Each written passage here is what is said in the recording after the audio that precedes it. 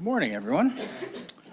Today I'm pleased to present the Government of Alberta's 2024-2025 first quarter fiscal update and economic statement. Earlier this year, when our government presented Budget 2024, we forecast a modest $351 million surplus. Today, our first quarter report shows a $2.6 billion increase in that projection, with a forecast surplus of $2.9 billion for this fiscal year. We've benefited from higher oil prices, a narrower light-heavy differential as the TMX pipeline is getting our oil to the coast and out to the global market. But while our surplus may be higher than we estimated at budget, that is an accounting surplus. What's the difference between that and a cash surplus? Well, there are streams of government revenue that aren't accessible for operational spending. This includes things such as university tuition, which is collected by our post-secondaries to fund their operations. Another example is the income from the Heritage Fund, most of which was previously deposited in general revenue. Under our new fiscal framework, all of the income is left to the fund to continue to grow and generate prosperity for Albertans in the future. After adjustments and calculations, we forecast we will be left with no surplus cash at the end of 24-25 and are in fact forecasting to take on additional borrowing. And that means we must be even more measured and responsible when making budgetary decisions. We must make sure funding can be sustained as we grow so that we can keep communities safe during wildfires and other natural disasters, so that we can invest in the programs and services Albertans rely on, and so that our kids and grandkids also experience the Alberta Advantage in the future. We can't spend beyond our means today. We must manage debt and save for a better tomorrow, which will help us continue to provide Albertans the services and programs they need, as well as act as responsible stewards of your hard-earned tax dollars. This is vital to keep Alberta's economy strong and public services sustainable. This year's budget contains the largest ever health and education spending in Alberta history. We are well positioned to be the economic engine of Canada. Energy continues to fuel that engine, with the TMX adding capacity and supporting growth in production, investment, and exports. We've upped our forecast for West Texas Intermediate to $76.50 US per barrel this fiscal year and are getting more for our crude. Industrial investment is solid, with a number of big projects now underway, including Dow Chemical, McCain's potato processing plant, Air Products Hydrogen Complex, and Imperial Oil's renewable diesel facility. We anticipate our population to grow at a record pace of 4.6% in 2024, up significantly from budget and also higher than last year.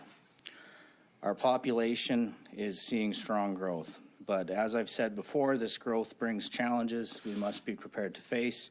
We need to make our provincial budget work for everyone, to make sure public services meet the needs of our growing population. We must help Albertans and communities affected by ongoing drought conditions, wildfires, and other emergencies. Collective bargaining negotiations are underway with thousands of public sector workers, including teachers and nurses, and we've promised to cut personal income taxes to save Albertans $1.4 billion each year. More on that in a moment. This is why strong fiscal management is so important, so that we can continue to deliver top quality public programs and services now and in the future without breaking the bank. Our first quarter fiscal results show a responsible path forward. Our revenue forecast for 24-25 has increased to $76.2 billion, a $2.7 billion improvement driven by personal income taxes and non-renewable resource revenue. Population and employment gains have driven up personal income tax revenue by $458 million from budget, and resource revenue is up $2.5 billion from budget to $19.8 billion because of higher than expected oil prices. Our resource revenues are also benefiting from a steady narrowing of the light-heavy differential as our heavy crude gains access to global markets now that the TMX pipeline is online. A $1 change in the light-heavy differential can impact Alberta's budget by upwards of $600 million. The light-heavy differential forecast dropped to $14.40 this quarter compared to $16 at budget. That alone equates to almost $1 billion more. This is all positive for the Alberta economy. But we can't just depend on volatile oil prices to balance the budget. We must make careful spending choices that ensure our economy remains strong. Our expense forecast has remained relatively stable at first quarter. Expense for the year is now forecast at $73.3 billion, an increase of $101 million from budget, offset by dedicated revenue. As of mid-August, we've committed $573 million to disaster and emergency response. This includes wildfire fighting costs, emergency evacuation payments, and matching donations made to the Canadian Red Cross. We also committed $125 million more to help schools with enrollment growth and inflation pressures. And capital dollars are up as projects delayed from last year are scheduled to move forward. As a result, we have $1.4 billion left in our contingency. Our fiscal rules limit in-year spending increases to the contingency with some exceptions. I'm pleased the surplus has driven down our debt servicing costs from budget. We remain steadfast in our promise to strengthen the healthcare system and provide access to top quality education. And we're working on bringing in the personal income tax cut, hopefully by the next budget, so Albertans can keep more in their pockets each year. Right now, we're working hard on the budget to make that possible, and we'll have more to say on that in the coming weeks. We will continue to protect communities and families facing wildfires and emergencies, and we will chart a path to grow our Heritage Fund into a legacy that will support the economy and Alberta. I'll be the first to say this won't be easy. With a responsible plan, we can keep our economy resilient and make sure the next generations don't carry the burden of today. Our engine can keep humming and Albertans can continue to reap the benefits. Thank you. I'd be happy to take questions. Sorry. Thank you, everyone. We're going to move to our Q&A right now. We're going to start in the room, and then we're going to move to the phones. As you ask your questions, please identify your name and your outlet, who you're with, and we'll go with one question, one follow-up. Go ahead, Carrie. Carrie Tate with the Globe and Mail. Excuse my cough, Minister. You attended hockey games with MH Care, Sam Rish. I'm wondering which games you went to and how many. I did attend two Oilers games with MH Care. I went to a game in the first round and a game in the third. I don't have the exact dates on me, but it's was all within the rules and will be disclosed on my Ethics Commissioner statement. You have a follow-up? Yep, thank you. Thank you very much for answering that, Minister. It's been tricky getting ministers to answer that question. We can't get answers out of the Premier's office. It will never be public what games staff went to under the current rules. Do you think that the current rules need to be revised? The rules were just revised. I can't speculate on. But do you believe the current version of these rules is adequate? Now that we've, in retrospect, after the past couple months and seeing the resistance from this government to disclose who went to games and who hosted, do you think that the rules are serving Albertans? Does this feel like resistance? Yes, I've been trying to get a hold of you for 2 months. You hung up on me once, Minister. I've been trying to get a hold of you. I've been emailing you. We've reached out repeatedly to the Premier's office without answer. Do you believe, are you comfortable with the current version of these rules guarding your conflicts of interest? Yes. Okay. Thank you, Carrie. Next question. Michelle. Minister, following up on that, what members of your staff attended those games? None that I'm aware of. Can you tell us at those games, were there staff members in the Premier's office? Like, who was there besides you? I can't comment, folks. I know, as the Premier said, every minister is responsible for themselves, and they have to make sure that they're disclosing through the Ethics Commissioner, which I have done and will do. And why can't you? If you guys did nothing wrong, then why can't you tell us? Did do nothing wrong. That's why I just told you. No, but we're asking you, who else was there at those games? And then you're telling us that it's up to individual ministers to tell us that.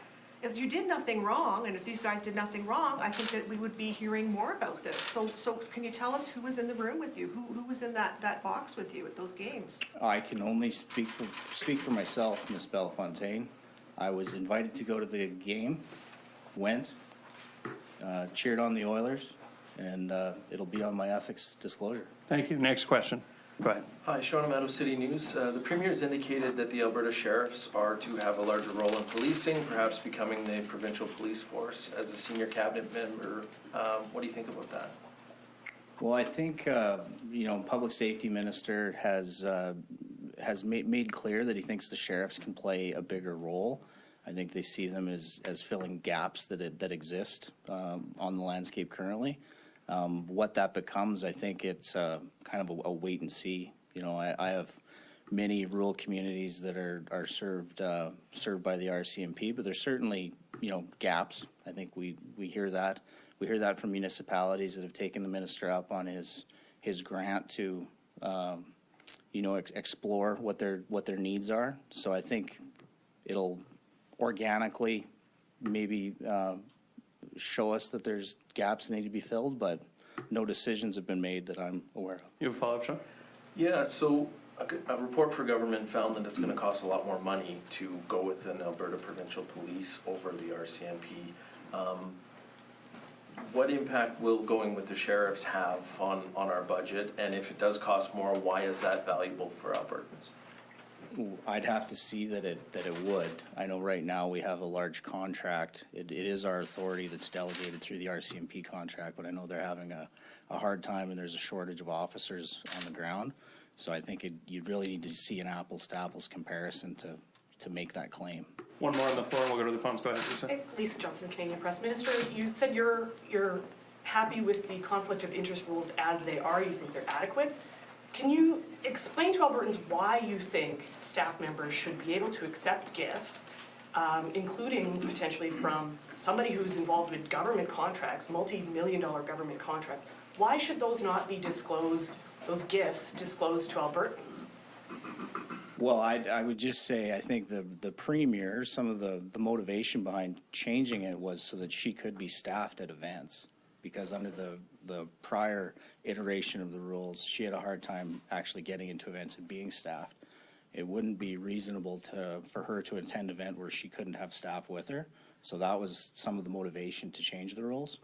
I hope that answers your question. Well, if it's perfectly reasonable for staff to attend with ministers and with the Premier to these events, if it's important that you guys attend these events, why not just disclose? Why not disclose it? Like, that's the ultimate question that I don't understand why the reason, what the reasoning is behind not disclosing that. If there's nothing wrong with it, why not disclose it proactively? Well, it's a conversation that I guess we're having here. If there's more changes that need to be made, I'm sure they'll take that into consideration. Thank you. We'll go to the phones. You're the senior cabinet We'll come back minister. to the floor after some questions from the phone. Operator, can you please put through our first caller? Sean Polzer with Western Standard. Hi. I was wondering if you could speak to revenues from the carbon tax, the industrial carbon tax, and the tier fund. How much is going into it, and how it's going to be affected going forward when some of these annual increases come into play? It's complicated. I guess I would say we do know that our tier forecast has come down recently by about $180 million. It's probably a question that Energy Minister would answer better than me, but important to remember that this is something that they pay for compliance.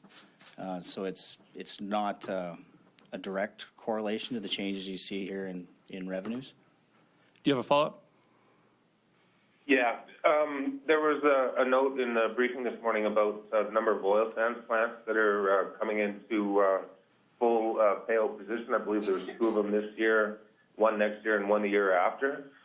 What kind of impact does that have on the resource revenues in terms of the additional royalties that they're going to be paying? It can make a dramatic impact. Yeah, I believe your numbers are correct. We have about two a year, maybe three in the out year, and we're at over 80% in full payout now. And that's why you've seen the sensitivity change as much as it has. We've gone from somewhere in the range of $250 million per dollar WTI to $630 million. So it's having that impact now, and that'll continue to grow. Okay, we currently don't have any other in the queue. Go ahead, Shalane. We heard this morning that there UTI averaged about $80 a barrel so far this year. Given that, when can Albertans expect any relief in gas prices? And then just adding on to that, on the weekend radio show, the Premier said that that would cut into her plan to deliver the personal income tax relief, which you mentioned would be coming in the budget. So basically, is the plan to abandon any gas tax relief so that you can push that personal income tax cut out sooner? The gas tax relief will be there when the formula tells us it is, I guess. I know we've been through this in the past, but that is the average of the days in the first quarter. It's complicated, but you need 2 weeks to inform the retailers. That's why the formula is legislated as it is. So there's 20 trading days kind of in the middle of the quarter. So for this year, for example, you'd have July, August, and September. So we would be in the monitoring phase right now. And if it were to trigger over 80, the relief would be automatic. And in terms of the $1.4 billion in the contingency fund, how much of that are you expecting to be wiped out in terms of the rebuild of Jasper? One thing I know that will happen with Jasper is there will be a disaster recovery program. I know that's something that is common, and it's already through Treasury Board. I don't believe it's gone through Cabinet yet, but I know that will happen. There is federal dollars that come into play there. But when you talk about the contingency, there is a lot of pressures that we see. We invested in education here in first quarter. We know there's pressures in health and SCSS that will probably be dealt with at second quarter. So we're trying to keep our powder dry in the contingency to deal with the challenges throughout the year, but there are many, not just Jasper. We'll take one more from the floor and a final question from the phones. Go ahead, Graham. Graham Thompson with the Star today. I was going back to the, it changes from day to day. Going back to this idea of people getting freebie tickets from certain groups, why doesn't the government just pay for tickets? Like, if it's important to cheer the Oilers on, I'm not saying it's not important, but why not just pay for your ticket or have the government pay for a ticket to sit with the rest of us in the stands as opposed to going to a VIP suite and things like that? Well, it's a consideration, I guess, Graham. Like I've never gone to a game like that before. I guess they've never been in the playoffs. But yeah. Yeah, I understand you want to go there and cheer them up, but why not just pay for your ticket? It's a fair point. And in the future, you're going to pay for your own ticket, as opposed to having staff go there getting freebies from certain corporations or whatever. I understand the Premier has security issues, I understand that. But when it comes to the rest of you and staff, why not just pay for your tickets to go see a game?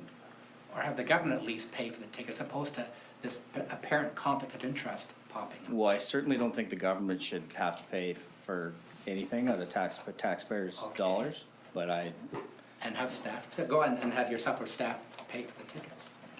well, it's a consideration that should be taken going forward. Thank you, If Graham. the We'll take government- one if the final government- question from the phones. If the government should, Operator, if the please put government through our should- next If caller. the government shouldn't be paying, why should they be taking free TV tickets? News.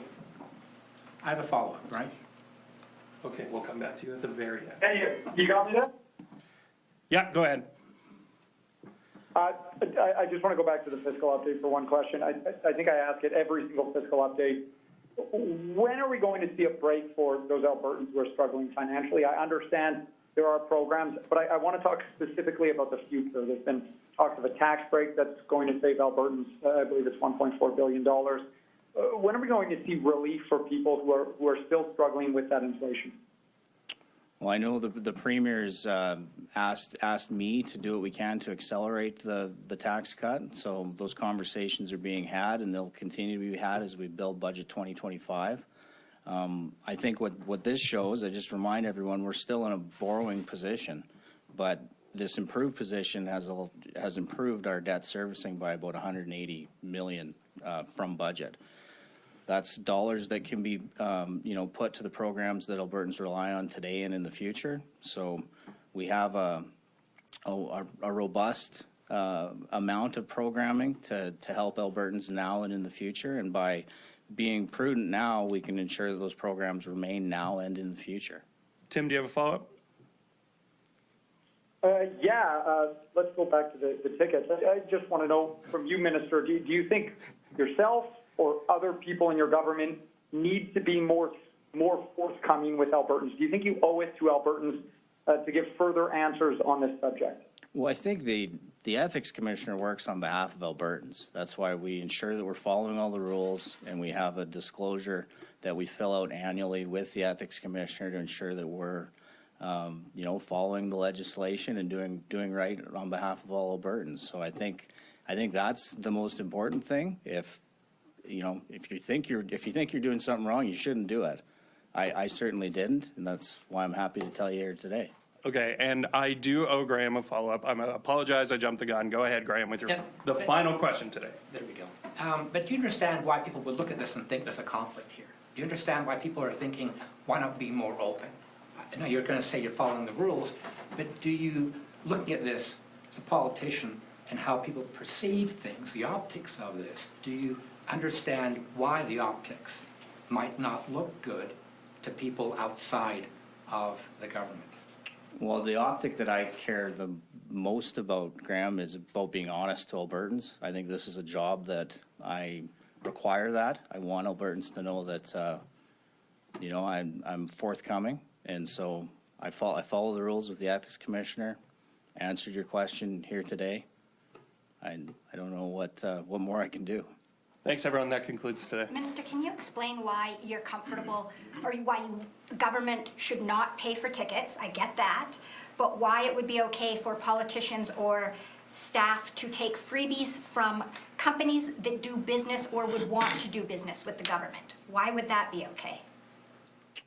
Look, I know there's many events throughout the course of the year that I attend, with the media as well, where we're hosted by different groups. I take meetings every day with people that both schedule through our office, and my calendar's FOIPable. I meet with everyone. So. Well, when you were meeting with Sam Marish and his box, did you push him to get some sort of value out of the $80 million for the Tylenol that put children at risk? What did you do in that moment as finance minister? I'm not going to comment about any private Alberta citizens. I'd never met the man before, and he offered the ticket, and I went. Thanks. We're done. Let's go, Minister.